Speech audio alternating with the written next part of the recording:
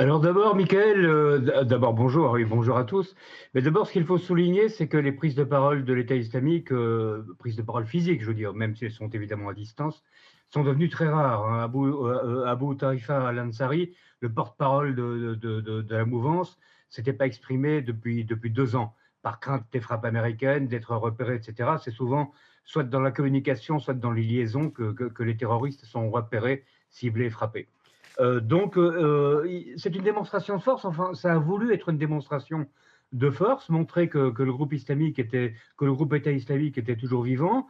Et effectivement, ça s'est suivi. Cette prise de parole a été suivie par une dizaine d'attentats qui, d'après un décompte du Figaro, ont fait 12 morts en 3 ou 4 jours. Donc ça prouve peut-être pas que c'était attendu, cette prise de parole, mais qu'en tout cas l'État islamique a la capacité de mobiliser des cellules dormantes pour frapper en Syrie aujourd'hui. Alors, on n'est plus du tout dans la situation d'il y a 10 ans, hein, à l'époque du califat, bien entendu.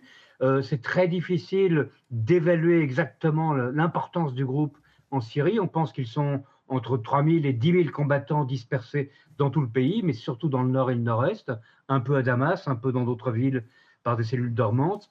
Mais ils gardent clairement une capacité de nuisance et la Syrie reste pour eux un épicentre. C'est là qu'est née l'aventure, l'odyssée, si on peut dire, du groupe État islamique.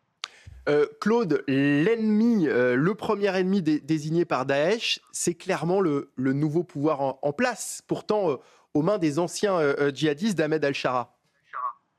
Oui, alors ça semble paradoxal évidemment, mais uniquement en surface quand on connaît quand on connaît le Moyen-Orient, quand on connaît les rivalités entre groupes islamistes et entre personnes, c'est tout à fait normal en fait.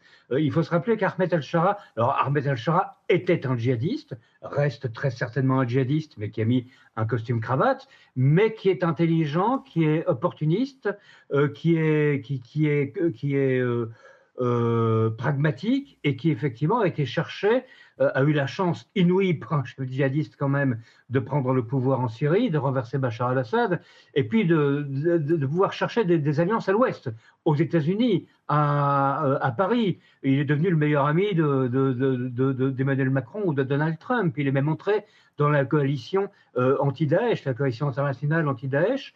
Donc c'est une cible toute naturelle, d'autant plus que c'est une rivalité qui ne date pas d'hier. Al-Shara était un des chefs du Front al-Nusra. Le Front al-Nusra, c'était il y a 15 ans l'émanation d'Al-Qaïda en Irak qui a créé, qui a porté le projet islamique en Syrie, qui l'a créé. Et Al-Shara avait rompu avec l'État islamique dès sa naissance. Et pendant des années, ça fait 15 ans qu'il leur mène la guerre. Donc il est tout à fait logique que l'État islamique veuille se débarrasser de lui et en fasse une cible principale de lui et de ses services de sécurité.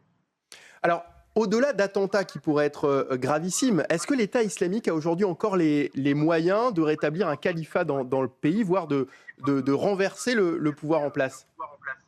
Alors, il faut toujours être extrêmement prudent, hein. L'histoire nous l'a appris quand on parle du terrorisme et du Moyen-Orient, parce que la réalité d'aujourd'hui n'est plus celle d'hier et celle de demain sera encore différente. C'est un virus mutant, c'est un cancer évolutif qui métastase le terrorisme islamiste. Mais très franchement, recréer un califat, ça semble très, très, très difficile à imaginer parce que la pression aujourd'hui est maximale et que le groupe État islamique n'a plus la force qu'il avait il y a 15 ans.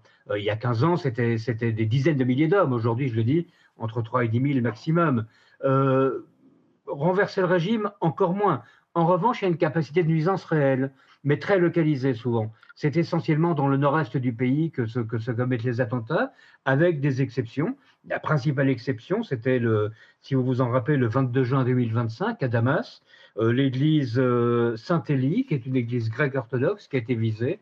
25 morts, 63 blessés. Et ça souligne quelles sont les cibles principales, hein, du groupe État islamique. Ce sont les services de sécurité, ce sont les autorités et les représentants du nouvel État syrien, ce sont les minorités religieuses ou ethniques, ce sont, quand on peut, la coalition internationale, 2 soldats américains et un interprète qui avaient été tués le 13 décembre 2025 à Palmyre, et puis c'est le chef de l'État lui-même, Ahmed al-Shara, a été l'objet en 2025 de 5 tentatives d'assassinat, venant soit de l'État islamique, soit de groupes qui lui sont ralliés, qui lui sont très proches ou qui sont des couvertures, des faux-nez de Daesh. Donc, renverser l'État, non. Lui nuire gravement, oui. Voilà quelles sont aujourd'hui les capacités du groupe État islamique.